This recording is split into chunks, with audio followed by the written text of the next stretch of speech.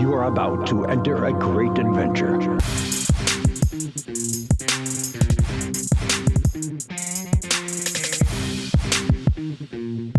This is Strutting from Gorilla. Welcome back, everybody, to another edition of Strutting from Gorilla. We are back after a little layoff, and we are doing our Royal Rumble review today. And as always, alongside Mikey Cash here is Big Vito. Big Vito, great to have you back in the a-hole chair. Let's do it today. Like Chat GTP, I got all the answers today, Mikey Cash. I'm ready to roll. You damn right. Even though they couldn't figure out if the Montreal Screwjob really was a work or a shoot, but that's a story for another day. Before we get into the episode today, folks, let us give you guys our info and where you can find us on the socials. On Facebook, it's at SFG Podcast. Twitter and TikTok at @from_gorilla. Instagram at SF Gorilla Pod. And our website is struttingfromgorilla.com. If you go on there today, you'll actually see a little blog post from Vito, who was so excited about the Royal Rumble this past weekend that he just had to post something. So go on there, check it out. We also have an archive of other reactions from myself and Vito. It'd be great for you guys to check it out for us. And if you're listening to us on Apple Podcasts, feel free to leave us a 5-star rating and review. We'd really appreciate it. Now, without further ado, we're going to be talking about the Royal Rumble, the most recent premium live event from WWE.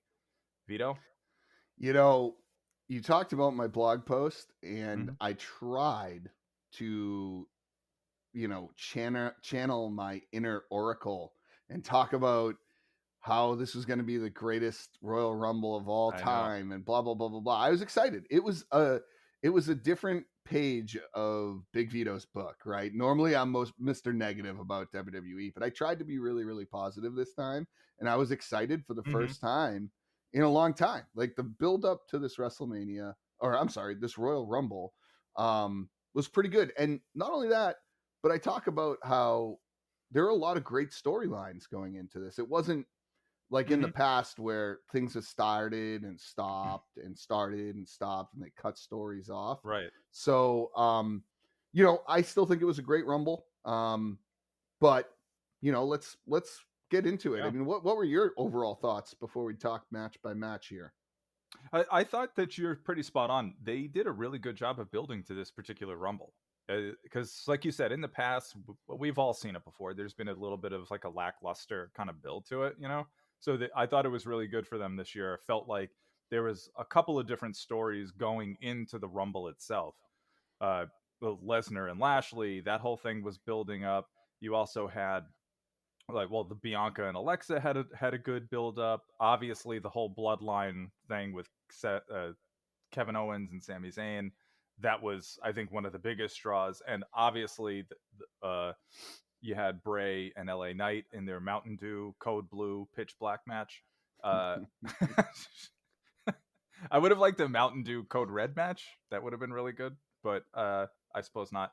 So, but the biggest story, I think, was Cody returning from injury and announcing himself as the Royal Rumble. I will say my only criticism was that I kind of wish he didn't announce that he was going to be back. That it would have been a great surprise at number 30. But maybe they were worried about getting the same reaction for Cody as Nia Jax did as number 30. Yeah. Call me a fanboy, because I am. Go for it. But I was really set that The Rock was going to come back. I thought they were trying to swerve us a little bit, giving us he's not going to make it to WrestleMania. He can't do it, blah, blah, blah, blah, blah. I mean, if you've followed the Young Rock show, which I haven't watched it, but I plan on it. But I mean, it's just so wrestling based, and the stories set up in there too. I'm like, it's in Hollywood. This is perfect. Like, what a perfect just ending for The Rock to come in and finish his last match. I mean, everything would have been set up perfectly. And then when they put the men's Rumble on first, Mike, and they had Cody give his shining moment, I was like, oh, this is perfect, right? They're doing this because this won't overshadow Cody's moment. It'll actually be great because it'll be at the end of the show. Plus, more so than anything, I'm just happy they put the title match on last. Like that was something they always used to do, and they should have continued doing that. And now that we have 2 Rumbles, which is great, having that title match on last is just great. And it should be. The title is like the pinnacle of everything, and it should be that way. But I agree with you. It was hard when it was so predictable, but to Cody's credit, and I was not the biggest Cody fan in AEW, and I know you weren't either. I didn't have a problem with the guy. He was fine. He was fine. He didn't do it for me in there. And he's come back with this charisma and this confidence, and I can't help but enjoy it. Like you can see the effort, you can see his passion, you can see he's fired up. You can see he's like wrestling wise, he's on another level right now and making other people look good. Like and we'll talk about it, but him and Gunther. Yeah. I mean, Gunther, I think you're going to say this, but I couldn't have agreed with you more. He was the highlight of that match, of the WrestleMania, I keep calling it WrestleMania, the Royal Rumble match. Like, even the what was it, 10 minutes that they had in the ring by themselves was great. It was great. Right. They had a whole nother match at the end. Well, we'll get to it in a minute, but a couple things that you mentioned I wanted to just comment on too. I 100% agree with you about the title match should be the final match. I think if what you're conveying to the audience is that this is the most important title there is, then it needs to be on in a position that showcases that. So it can't be like in the middle of the show. Like I get having segments with the champion sort of scattered throughout the show. That makes sense. And maybe depending on if there's another storyline, because you and I have seen that before. Sometimes there's a story that's just like superseding everything else, and you just want to give that the shining moment that it deserves. But that should be more of the exception, not the rule. That in general, the title match, anything involving the title should be on last. But that's just personal opinion, I guess. Things change, but I'm with you on that. So I was glad that they did this as well. And I was surprised because I always worry, especially now that we have two Rumble matches, that you'd be a little bit spent by the time the main event rolls around. So I was really happy to see that crowd was not dead. I mean, they were dead during the Hardy performance, but they were not dead. They were not dead during the main event. So yeah. No, I'm spot on. I mean, I know we like to agree on a lot of stuff because we are of the same cloth here. But it was a good Rumble. Like I look at last year's Rumble and I hated every second of it. I think if you go back and listen to our Rumble review, the fact Brock Lesnar came in, won, like it was just a disaster. It wasn't great, but there was something about just everything going on. The Seth Rollins, even Logan Paul coming in and having that spot with Ricochet. Like Logan Paul, I'm the first to tell you, I hate the celebrity things, and especially when they treat them on the same level as wrestlers. But Logan Paul he's won me over with his wrestling. I think he has done a great job. And one spot that I thought was really cool in the Rumble was when Gunther and Lesnar went eye to eye, because there's been a lot of talk about, Lesnar and Gunther at WrestleMania, and Lesnar doesn't want to do it. And it was great to see him stick up to Lesnar. And I don't know if that was planned or not. I know. Gunther's really growing on me. And it's the difference here is they're not pushing him per se. Like they're giving him the belt. But he, when you can live up to the hype a little bit and have confidence, and just the way he goes about himself, I just like it. I don't know what it is. There's just something in there that I like. I think he's going to be a good star moving forward. I don't know why. He can wrestle. He's a big guy. He's okay on the mic. Like he doesn't even need the mic. He doesn't skills. need it really. He doesn't need it, and he has the other guys in Imperium to sort of make up for that. So I think you're absolutely right about Gunther. He's got such promise, and if anybody watched his stuff in NXT UK, he was phenomenal when he was wrestling under the name Walter. So Vito, if you haven't seen it, I would suggest you go back and watch some of the old I have. NXT UK stuff, because he had absolute classics with Pete Dunne. Yep. And it was just, I mean, it made him. I was matches with him, matches with Tyler Bate, Ilya Dragunov. He just absolutely crushed it. Absolutely crushed it. And he was champion, I think, for almost like 2 years as well. He was almost as long as Roman Reigns. So he absolutely dominated in that area. So I think they saw that, and Triple H probably specifically saw that and wants to bring that into here. And it's taken a little while, but I think you're finally starting to see why he brought him over. He's so good. He's so good. And that really made him. And I've heard a lot of scuttlebutt around Lesnar and Gunther eventually kind of matching up together. They hit hard. I think Lesnar would like working with him. I really do. I think he would actually enjoy it. He'd be like, yeah, all right, this guy's going to beat the fuck out of me, and I'm going to beat him up too. So I think there could be like a really fun match there. I don't know if it'll be Mania, because it seems like they're building to Lesnar and Lashley. But I think eventually down the line, maybe SummerSlam or Survivor Series later this year, you might see Lesnar versus Gunther. I'm calling it now. Calling it now. Yeah, and you know what, though? You can tell the thing about Cody Rhodes is I feel like he likes to work with guys that know how to wrestle, right? Like he had the match last night with Chad Gable, right? No, who did he? Was it Chad Gable? No, he didn't wrestle Chad Gable last night. That was Seth Rollins. Who the heck did he? Oh, Finn Balor. He had the match last night, which I was like, this is a great match to end Raw. Like, two good wrestlers. You know what I mean? Like, and that's the stuff I want to see. You know, like, love the Miz for whatever he's worth, but sorry, he just, to me, not a wrestler. Like, he just isn't a great wrestler. Maybe now and then he'll have a good match if you put him with someone who can make him look good. But anyways, I went off track here. So the Rumble, thought it was great. Great match. Great Rumble match. Yeah, and the whole story about Cody coming back and wanting the belt and his desire to have it, and it's great. I wish, you're right, I wish it was a little bit less predictable.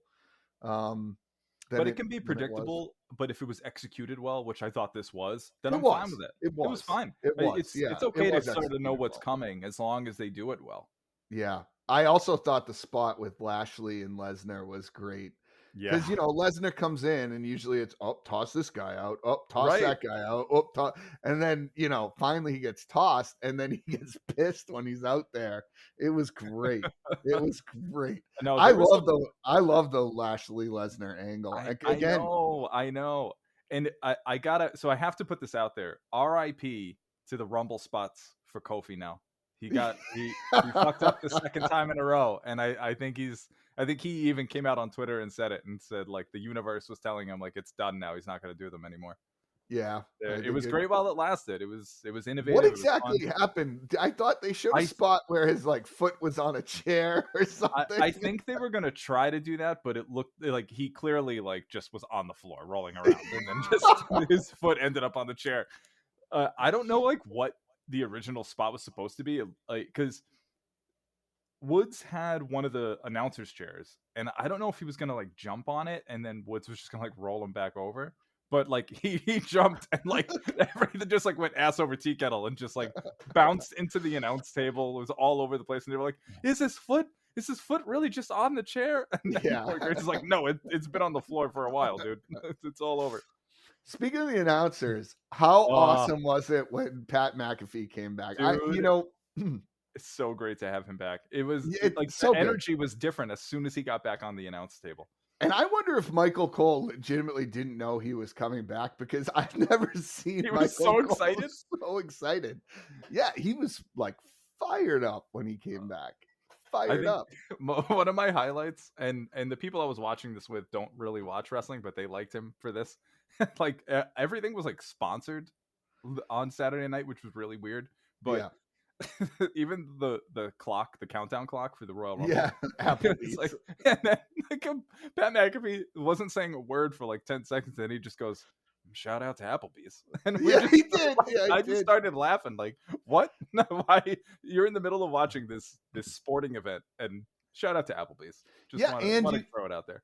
And they brought up the Banger Bros thing, like I he know. did. I was like, Okay, oh, let me ask you, did you feel like this felt straight out of a DX playbook? You just push the envelope a little bit and like yeah, allude to it and mention it, like, oh wow, really banger there, and just like yeah, continue to throw that word in. Like even Cole was throwing it in. Like, what is going on? Don't yep, they know that that's porn, right? yep, So I thought that was really funny. In my head, I was like, that's definitely a Triple H move because he would do 100%. that, and they have done that. That Yep, USA letter, remember when they read that whole thing when yeah, they were part of DX? So yep, I thought, okay, all right, so he's still got a piece of that humor, and he can just like skirt it. yep. It was funny. Big McAfee fan. I thought that was a Big great McAfee moment fan. in itself. So I want to bring that up, but yeah, no, I thought the Rumble was fine. I Rumble was enjoyed great. it. One of the better men's Royal Rumbles for sure. Yeah, I would agree. You know what else was great too about it? There were some Mm-hmm. spots where there were some beefy boys in that Rumble Yeah, all at dude. once. Like it was Gunther, Lesnar, Lashley, Braun, Wasn't Otis in there at one point too? Otis, almost. Yeah, I mean, Sheamus, Drew Yeah, McIntyre, and yeah, they dude. were There's some big banging each dudes. other. Just oh man, You yeah, know what it I was. noticed about this Royal Rumble, and I tell me if you think this makes sense too, but they did a lot better this year, and they have in the last few years of not having too many obvious loser entrants. Because Yeah, I think that was something that always kind of took us out of the Rumble in years past, was there was so many people coming in that you were like, there's no way this person's winning the Rumble. Like right, it's a long shot at best. So right. this year felt like, oh, you had a lot of guys that like might be able to make a claim to it. There was a lot of dudes in that Rumble that, I mean, who Drew McIntyre, all the guys that you just mentioned could Mhm. have been people that they were like, oh, maybe we'll strap the rocket to him and just surprise people and see Yep. what goes on. So it was nice. It was nice in Yeah. that way. Loved it. I'm a big fan of the Rumble this year. At least the Rumble match. Yeah. Well, Um, should we? Did you have any other thoughts on this Rumble? Because I feel like we ended up just kind of getting into it, yeah, just no, I going through really match by don't. match. I But thought it was good. I really did. I loved how they ended the match or ended the Rumble. It wasn't just like two people, then boom, one person's out. It was like a yeah, 10-minute match afterwards with Cody I think and that was a good Gunther. way to build up Cody coming in at number 30 and winning it. I think they needed Yeah. to do a little bit of that, of like make it feel like he still earned it. Yep. I worried that people, especially on Twitter, would probably bitch about that. Oh, he came in at number 30 and he was in for 5 minutes and then that was it.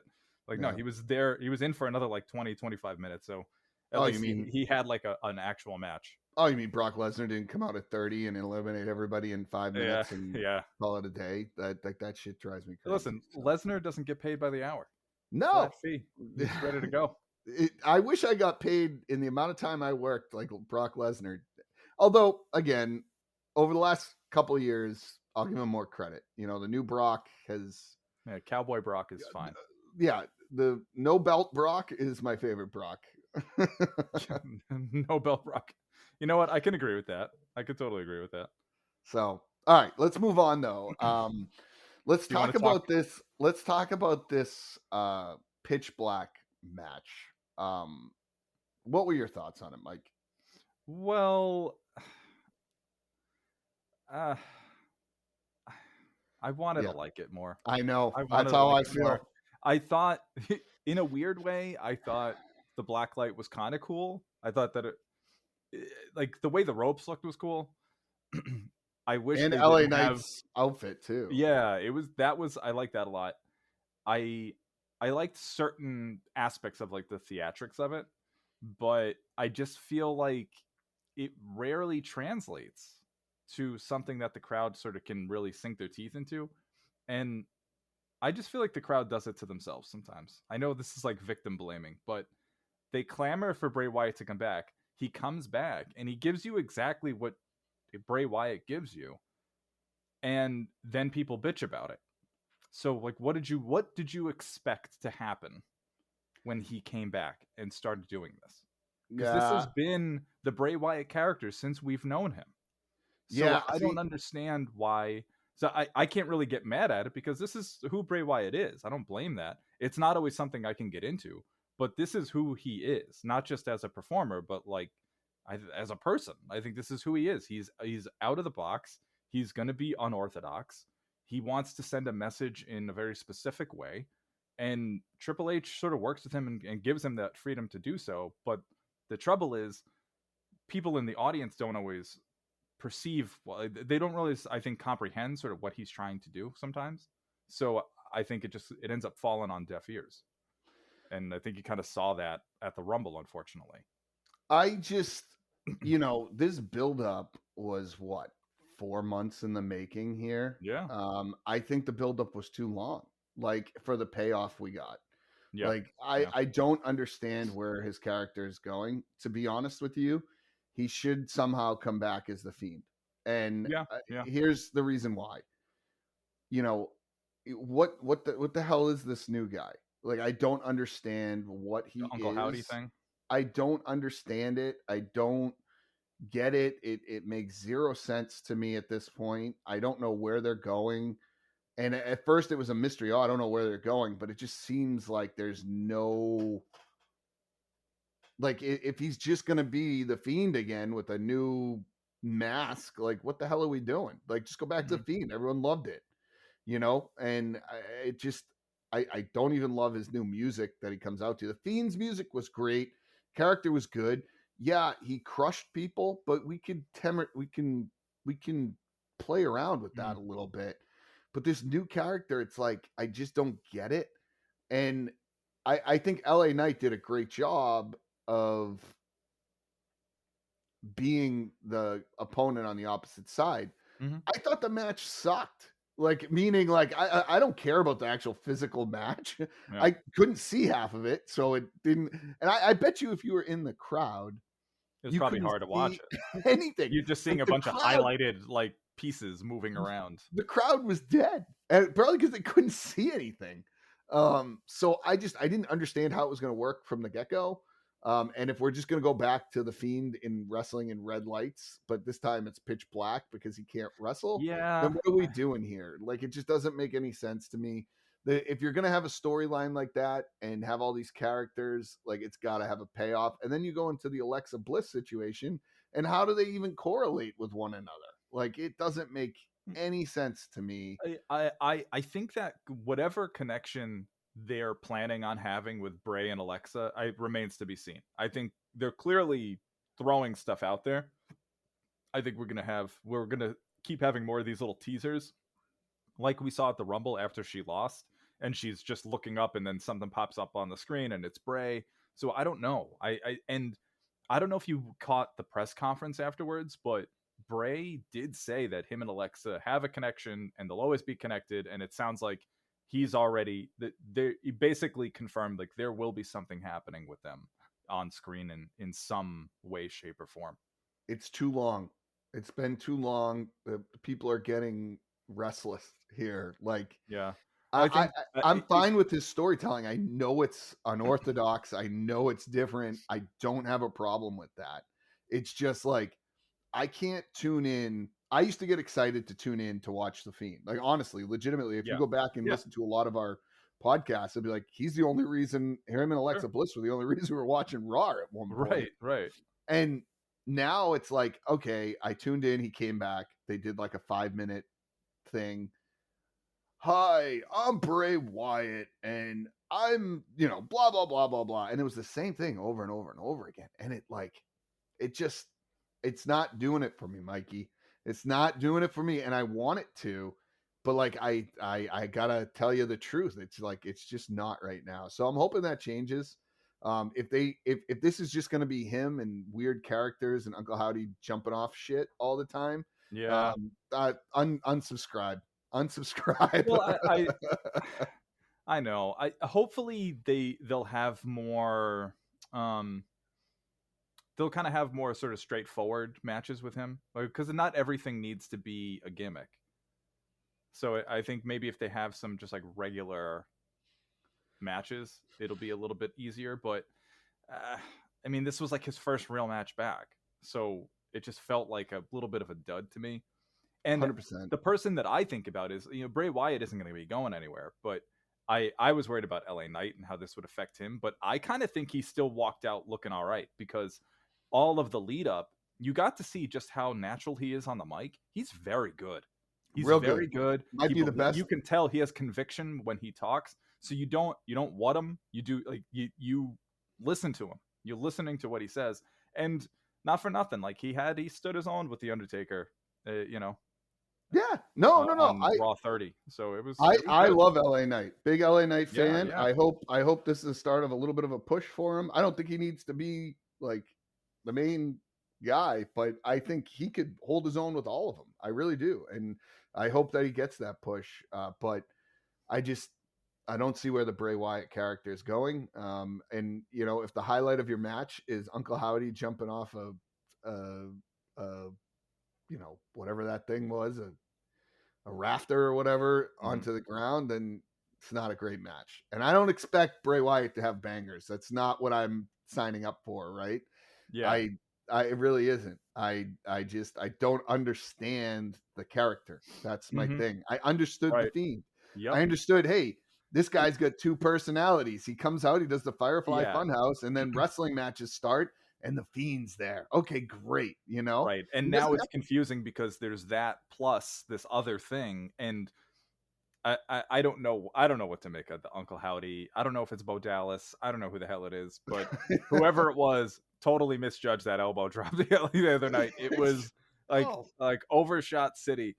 And what did somebody? I think it was like Botch Club on Instagram. So called him Uncle Hesitant because he like almost like he hesitated and then jumped and then he like overshot it and it was a whole thing. But I don't know. I guess I can't like fault that too much because I wouldn't do that. So. One of the biggest criticisms of him is the fact that he comes back and squashes people pretty much and then ruins the other side. And so what does he do? He comes back and then no-sells these kendo stick shots. And it's like, what do you, I get it. You're trying to build that character. We all know that's the character. Like, we don't need that. We don't need that. Maybe this is just his slow transformation back to the Fiend. Sure. I don't know. Clue. I just don't get it. It's like it's not far enough away from the Fiend where it's a different character. It seems like the same thing to me. Yeah. I don't know. I'm not sure either. We'll see where it goes. But I thought that was probably the worst match of the night, in my opinion. And the Rumble is a tough event because I always, again, now that there's two, I think the crowd is there for the two matches. And if you're giving them any singles matches in between as like,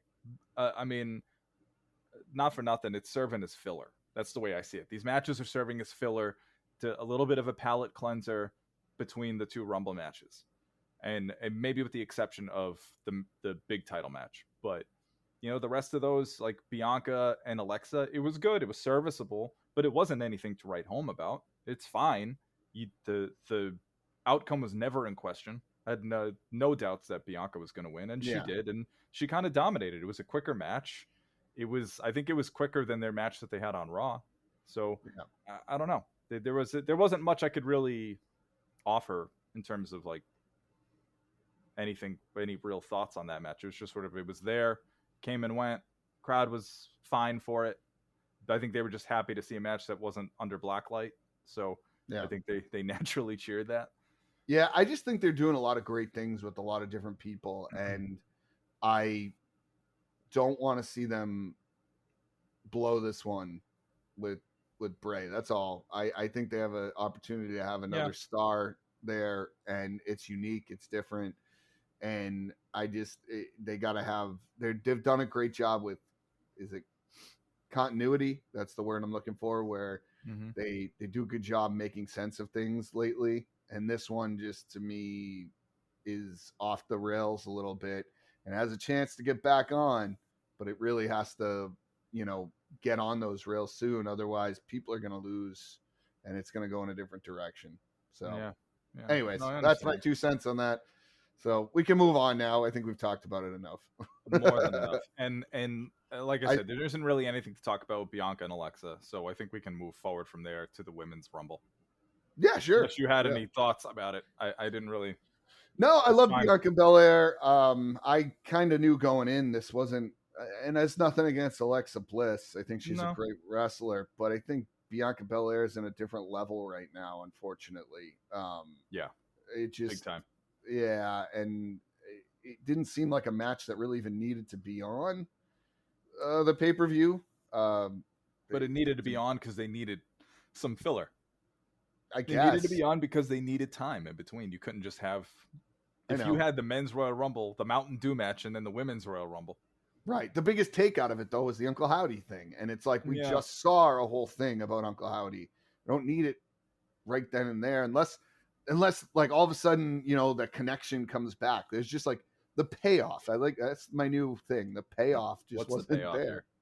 Yeah, the payoff wasn't there. Hey, listen, get ready for a lot of this at WrestleMania. You know it. You know already. If this is what it was for the Royal Rumble, just imagine what kind of shtick is going to be there for Mania. So prepare yourself now, Vito. You have 3 months. Listen, I can't go back in time and tell you that every WrestleMania that I've ever watched has had payoff for every match. I don't need that. Absolutely not. I don't need that. I just like the stuff that I get excited about is like the Bray Wyatt stuff. I just want the payoff for the stuff that matters, right? And I'll talk about the payoff a little bit more when we talk about Roman and Sami Zayn. Right. But we're going to talk about that. Yeah, but let's move along. So yeah, Alexa, Bianca, you know, it was fine. Great, Thanks. fine. Yeah, Thanks for coming. Sure. Right. Okay. All right. So the women's Rumble, Rhea Ripley runs the fucking gauntlet, man. Comes in at number 1 and wins it. So now throughout the annals of time, Shawn Michaels is the first male to do it. Rhea Ripley is the first female to run the gauntlet at number 1 and win the Rumble. She was phenomenal. I mean, she had. We talk about Gunther's performance in the Royal Rumble match. She also has to be up there. I think at one point she almost like, I don't know if she broke her nose or something, but she was doing some move to Dana Brooke, and I don't know, there was some sort of miscommunication, and like Rhea's head got like whipped back, and you could tell she was kind of pissed, and then her nose was bleeding. So I wasn't sure if that meant like something was really wrong at the beginning of the match, but she seemed to recover, and she was just badass, man. She was great. She had a lot of great eliminations. I think outside of her, Liv Morgan was another honorable mention there because she was sort of that. She was, I think, playing the Gunther role. She didn't win it, but she had that Iron Woman role. She was in there just as long as Rhea was and held her own. She looked great. I'll continue to say that Liv Morgan has had a real, like, probably one of the most improved wrestlers I've seen. Just not just in terms of character work, but her in-ring work is much more crisp than it ever used to be. So I think she's really coming along as a performer. Chelsea Green debuting and then getting eliminated as number 1 was actually hysterical. I know some people complain about it, but I thought it was really funny, and she's playing it really well. And even Matt Cardona, aka Zack Ryder, has been like posting memes about it, like all over Twitter and stuff. So it's been really like they've been just like hamming it up, and I feel like that's sort of like the best way you can play that kind of thing off. And I think it's also going to play into the character she's supposed to have this time around. I don't know if you read anything about it, but the rumor is that she's coming back playing like a quote unquote Karen type of character. And she already had some sort of like YouTube thing where she said that she needs to like talk to management about what happened at the Royal Rumble already. So I think I think it could work. It could just be like a funny spoof on that kind of thing. I think she could pull it off. She's a really good like character wrestler. So I think she has that. And what about Rhea Ripley? I mean, not Rhea Ripley, Nia Jax coming back as number 30. I was just fine with her not being in WWE. Yeah. I was just fine. That's one return. I was like, this has one return. I saw it come out. I saw her come out, and I'm like, yeah. Like I know. Not a fan. I don't think she's a great in-ring wrestler. Yeah, she's a larger woman, like not just like big, but like big. Like she's tall and she's unique, but I don't know. She doesn't. Yeah, I thought it was a one-night thing, but it turns out she's back. She has merchandise and everything, so I don't know. I don't understand why. I never thought she was very good. I think just in general, I don't care about her her politics don't affect me. I don't give a shit about that. But she's just not a great wrestler, and that's what I care about. If you're going to put somebody in a ring with other people, They need to be people that know what the fuck they're doing. And I don't, it's not that I don't think she doesn't know, but it's almost like she doesn't give a fuck. So That's I just exactly don't, it. like, it's hard for me to invest in you too. So I don't know. But I don't want to spend that time bitching about Nia Jax. I wanted to just throw a little bit of a shout out to some of the NXT talent that was in the Sure. Rumble, because I think that was, even though I think ultimately the men's Rumble was stronger this year, I think one of the highlights of the women's Rumble was having the NXT talent in there, specifically Roxanne Perez and Zoe Stark. Now, I know you don't watch a lot of NXT, Vito, but I do, and I gotta say that those two are shining examples of what the women's division is going to be coming in the coming years. I think they're both fantastic wrestlers, and they had a really good showing. I think it's also really great that you had a lot of good vets in that ring during the times that they were in there, and just sort of like to help them shine a little bit. So I just wanted to put it out there. I thought they were great. Like I said, again, Liv was the Iron Woman.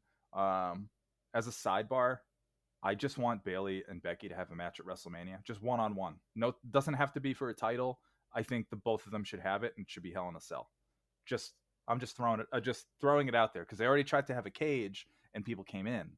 So I feel like the next best thing would be to do it that way, unless they do Elimination Chamber and they have them as part of that. Well, they're doing a steel cage match next week on Raw. Yeah, well, they've said that before. I know. Well, this time maybe they won't get cut off because, it was Raw XXX, Right. But Yeah. no, I agree. I think I have a hard time. I like Bayley. I do too. But it's hard for me to see her as a heel. She came out and did the gave everybody hugs situation, and then I don't know, some of the stuff she says as a heel, or like last night on Raw, she just said all she did was shit on the crowd. I don't know, it just doesn't seem super organic with her. Not that she's a bad heel or anything. I don't know. I'm fine with it. Again, not anything wrong with it. That's just my opinion on all of it. Hey, listen, I get it. That's fine. Yeah. You're entitled to your opinion, even if your opinion is wrong. That's fine. But no, we'll see what happens. Yeah. I mean, I did you notice, did you watch Raw last night, or you haven't caught up? I started watching it a little bit this morning, so I've only gotten past the first segment. So Becky Lynch started using the man. She's back to using that again? Yeah, because, and I think this is a big thing, Ric Flair obviously was at Raw last week, and I guess Becky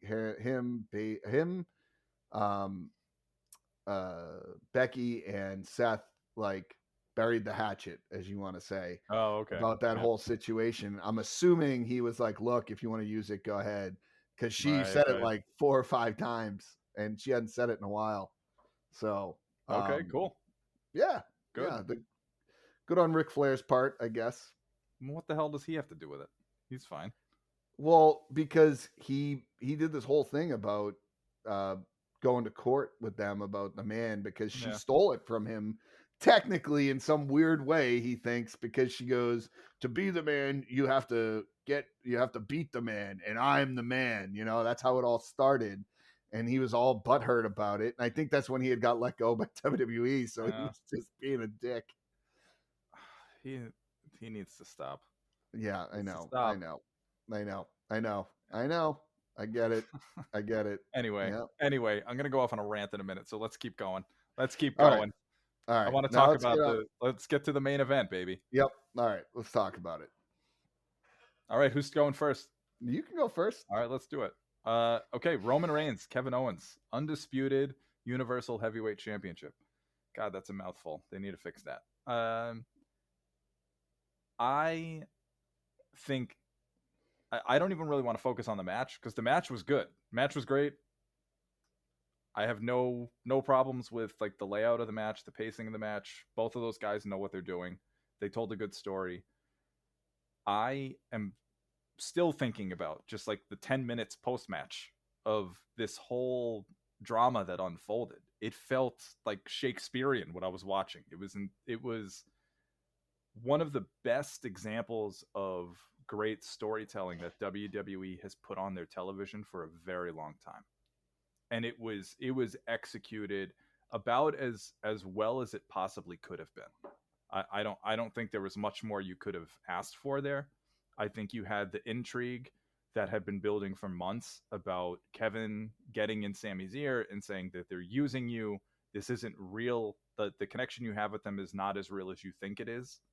And then also the I think sort of the wake up call that Sammy was getting when he was watching Kevin just get beat down, and then he gets handcuffed and things were just sort of escalating. And I loved the parallel, and people have shown this all over Instagram, but you know, you could see the parallel that was about to happen with the breakup of the Shield versus the breakup of this bloodline. There was that piece of it. You know, Roman turns his back, he gets hit with a chair by Seth. Roman turns his back here at the Rumble, Sammy hits him in the back. And so it's just that perception of betrayal by someone you thought was your ally, even though we know that Roman is essentially like he's like the toxic boyfriend, like who kind of gaslights people. And if we were watching, my wife and I were watching the build up video to this, and there's so many examples of Roman like being like the gaslighting boyfriend to Sami Zayn. And he's like, oh, you know what? Why don't you go find Kevin? Go be with him. You don't even want to be here anymore. And just like manipulating Sammy to be like, no, I do. I want to make this work. You know, it's like, it's hysterical that they pulled it off so well. But something that really stands out to me after the chair shot and the Usos sort of realizing, especially, you know, Jay kind of saying he doesn't want to do it. I feel like this is a really good full circle moment for Jay, because when I think back to when the Bloodline storyline first began, when Roman first came back from like the whole COVID layoff and everything, one of the first rivalries he had, first feuds, was with Jay, and it was about getting him in line for the Bloodline. And Jay was the biggest holdout. He was the one that wasn't really listening and kind of fell in line over the last couple of years, but now he's sort of coming back out again. So I think that's a real interesting character point for me. I've been rambling a lot. Vito, what do you think? I mean, you're spot on with all of this. Like, yeah. I love it. You know, I will say this. I think you're getting too. I'm a little intense about it. So. No. I think you're getting too like very hot people, right? Mm-hmm. That are. It is. I agree with you. It is definitely the hottest thing going right now, and is one of the best storytelling that they've had in a long time. But here's where I think it started, right? And what's unique about it, I will compare Sami Zayn in this instance to Daniel Bryan when he had his yes movement, right? Very organic. People got behind him. Mm-hmm. Daniel Bryan didn't have a push. He was going up against Triple H and Stephanie and all that. And he was hot, you know, as you could get, right? Yeah. And Sami Zayn's the same way. This is all organic. And I'll tell you when it started. It started last year at WrestleMania with the Jackass match. You saw a different side of Sammy that could wrestle, told a story in the ring with something so ridiculous that turned out to be probably the best match of the night at WrestleMania. It was so fun. It was great. But since then, he's taken off. Like, and he's done a great job, and his character's been great.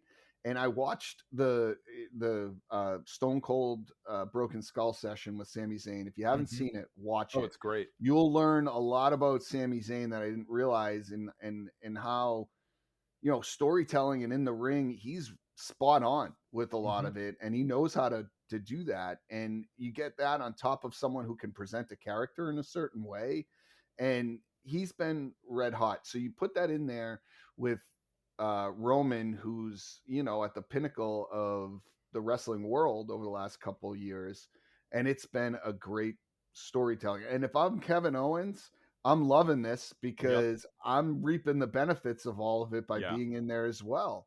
And absolutely. It's great. Now, I'm going to talk about the payoff here. All right. This is where WWE can really shine. Or shit the bed. Sami Zayn needs to win the WWE title. If it's not The Rock at WrestleMania, Yeah. It needs to be Roman Reigns versus Sami Zayn, with Sami Zayn winning. The payoff on that, you're going with the guy who's red hot right now organically with the fans.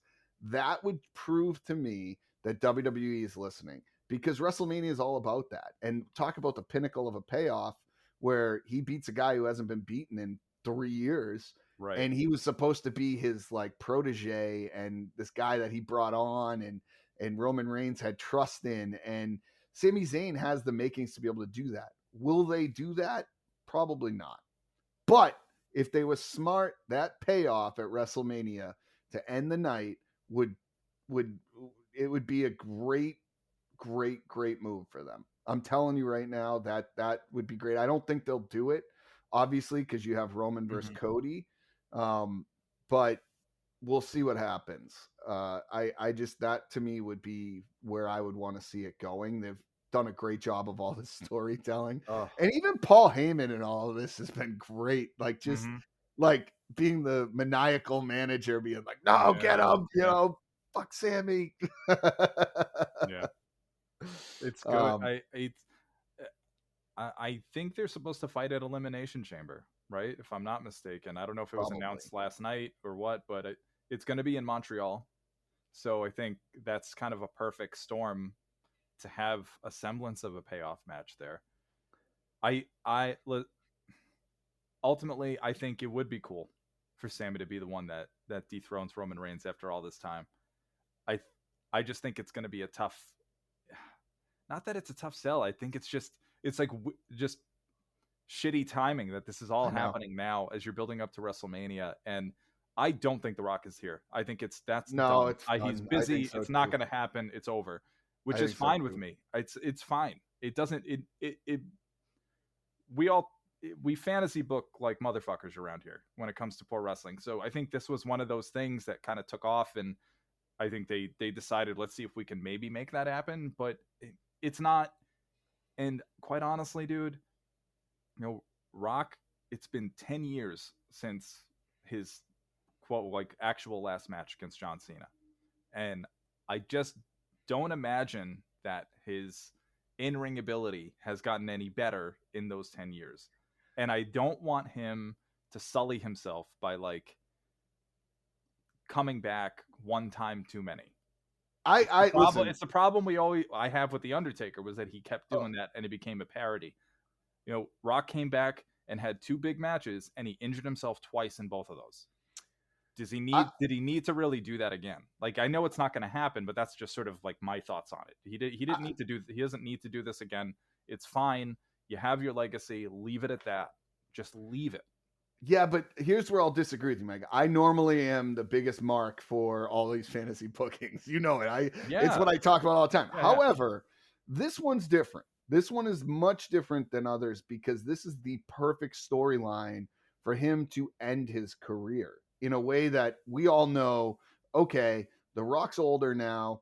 You know, you wait a couple more years and he's going to be over that prime where he might be able to give you a semblance of some decent match. I don't even care about the match.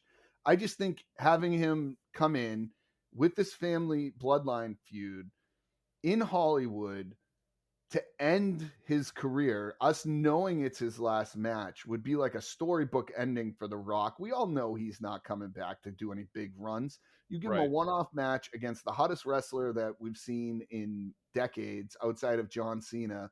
Like, I just think it's the perfect way to end it. And it's part of his family. Like, to me, that's why I would want to see this. I just think that there's a lot going into it there. And I think it would be great. I just think it would be a great way to end it. That's all I'm trying to say. I get that. Forget about the Austin situation. Yeah, forget about the Austin situation. Forget about all these other part-timers coming back. This isn't that type of thing. I also believe I like to see the Cody Rhodes situation because I think that's a good situation too. So yeah, I don't know how they're going to do it. But I just think the Rock situation to me would be the best way. I think you'd get a lot of eyeballs on WrestleMania. I think it just would be great. And plus, you know, the guy's coming out with the XFL. What a great way to promote it. Yeah. Like I don't know. I just feel like there's a lot for it. I agree. I don't think it's going to happen at this point. I But don't think so either. we've seen crazier things in WWE. We have. I also, this is a sidebar. I'll mention it later. But yeah, we'll see what happens. I think the bloodline thing is obviously it's a great fantastic storyline. It's fantastic. And just even the way Roman Reigns took that chair shot, yeah, like you could see it. Right, he was so dramatic with it. It was just good, but it was good.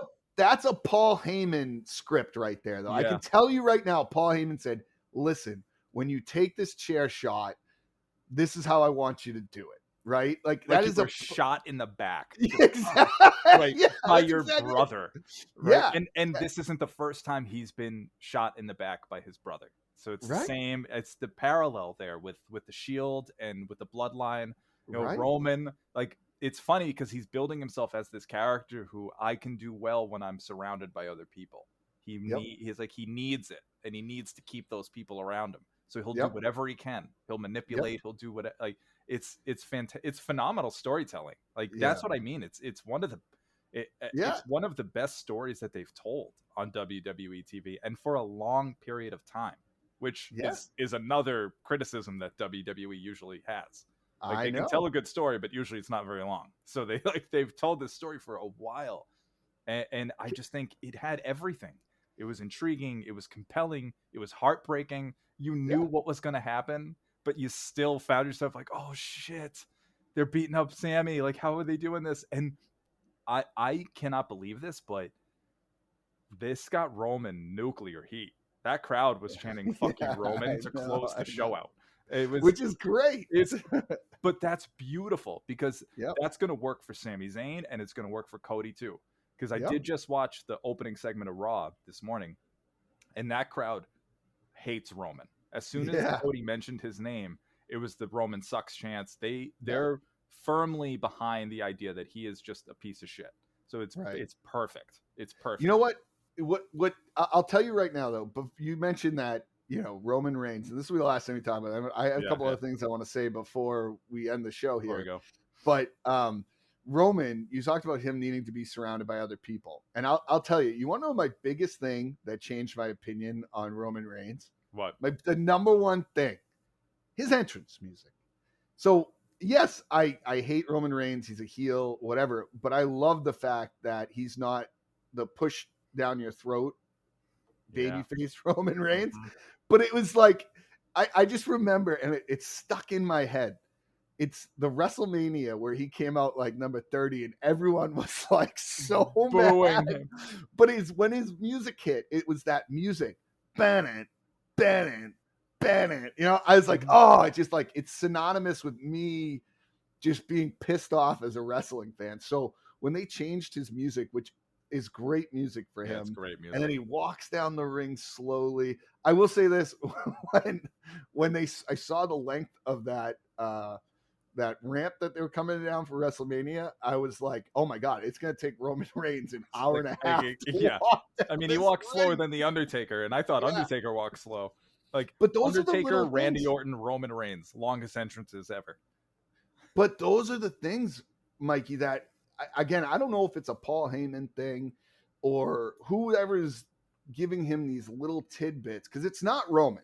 It is definitely not Roman that's doing these things. I can tell you. Maybe you don't think he's developed? Do you think the guy just like blindly walks around and just listens to everything everybody says? Like, no, I don't. But I really think that, these little things are.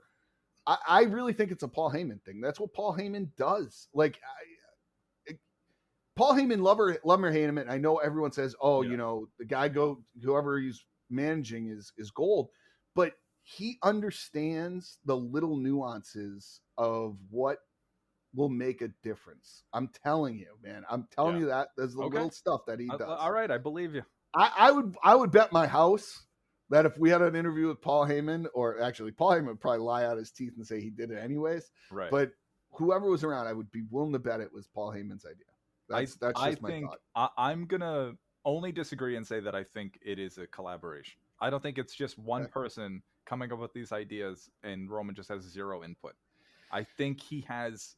I think you're selling the guy short a little bit. I mean, he's now been doing this for quite some time. I think it's safe to say he has some ideas, and not all of them are bad. Just like not all definitely of not. Paul Heyman's are going to be good, but I think when it's a collaboration, you can get the best out of one another, and I think that's what you're seeing here. Okay. I just think the collaboration is 75% Paul Heyman. Listen, I don't know what the ratio is. I'm just saying that it's a collaboration. Yeah. Okay. Well, All right. okay. Fair enough. There you All go. right. Speaking of Paul Heyman, before we end, All so right, yeah, I give know the you- Rumble. I know you Hold wanna on. talk If you're gonna give the Rumble a grade, let's end on this for the Rumble. Mhm. What would you give it? A-. Okay, I was gonna say A- B plus. Yeah, I mean it's right Okay, around there. fair enough. If the Mountain Yeah. Dew pitch back match wasn't on there, I'd say it was an A. Or if Hardy wasn't there, I didn't need that. The show it was like 11:30. I don't need this Jamoke coming on and singing me his country song. I don't give a shit about it. Okay, Yeah, at least it wasn't Bad Bunny. So that nobody there. Most of them aren't from Texas. Nobody gives a shit. Yeah, Just like give us the match. Yeah, agreed. Okay, so Anyway, B plus. That for us, that's a high grade. So good for you, WWE. Right.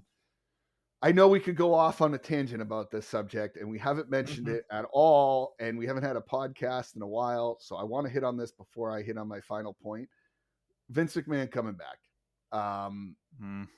What? He's like a cancer. He just doesn't go away, man.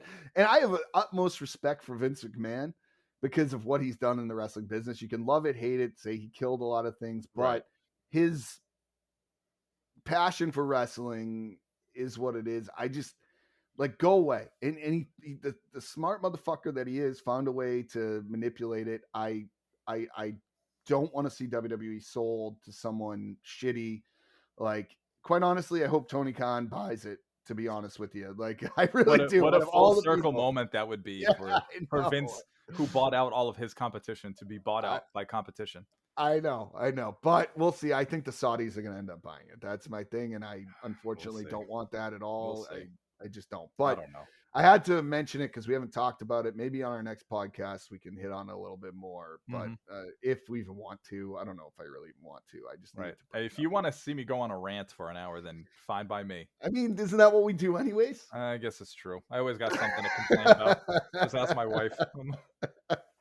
All right. So last thing I want to talk about, because I was on vacation last week. I was in Aruba, and I had a book sitting on my shelf for quite some time. It was Sabu, Scars, Super Glue, and Bloody Chair Shots or something. I forgot the exact title name, but written by Kenny Casanova, who is a friend of the show. Well, he's not, but kind of his counterpart, Vinny Berry, who we're hoping to have back, just came out with a new book, Pro Wrestling Vault 2. He wrote this book, Kenny Casanova did, about Sabu probably 5-6 years ago, maybe longer. And I went into it, open-minded, and it was a great book. Like any book that's self-written, because it was told by Sabu. I mean, I think there's a lot of things that are embellished, but a great story for a wrestling fan who wants to see a transformation and a story about old school wrestling going into the new school age. He gave a great rendition of how he was trained, talked a lot about RVD. There's a lot of passages in the book from ECW, but this guy has traveled everywhere. He's been in every promotion, literally every promotion, does every independent. The guy's love for pro wrestling is on another level. I would say almost obsessed with it, to be honest with you. Lots of great stories.